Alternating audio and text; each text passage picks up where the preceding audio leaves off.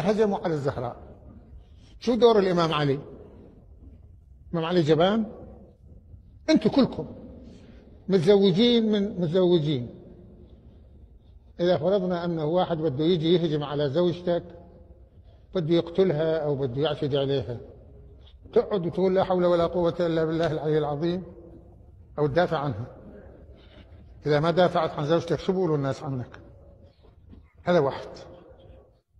اثنين، لم يكن علي وحده في البيت، كان هناك جماعة من بني هاشم، حتى قيل أنه زبير ابن عمة الإمام علي خرج مسلطا سيفه إلى الخارج، ما كانوا داخلين للداخل.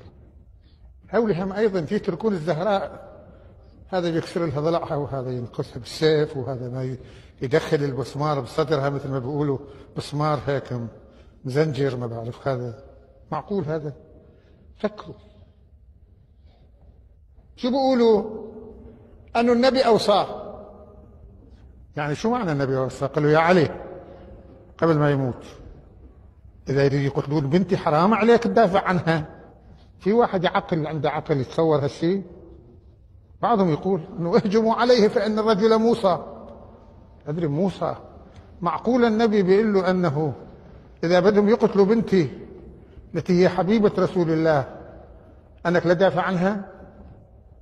ولذلك أنا قلت يا عمي أنا والله هالمسألة ما مقتنع فيها، وأنتم تعرفوا كيف حتى الآن الناس يقولوا تعالوا شوفوا السيد كانوا بدهم يكسروا لها ضلعها غصبا عنه. لذلك كانت الزهراء عليه السلام كانت قوية كما سنبين. بس أحب للناس لما يسمعوا شيء، لأن المهم عند كثير من الناس أنا بدهم يبكوا، كيف بيبكوا؟ هالطريقة، وإن كان حديث لا يقبله عقل. يعني أنتم هلا سمعتوا مني وفكروا بعقولكم، لو صارت معكم تقبلوها؟ كيف تقبلوها مع علي بن أبي طالب؟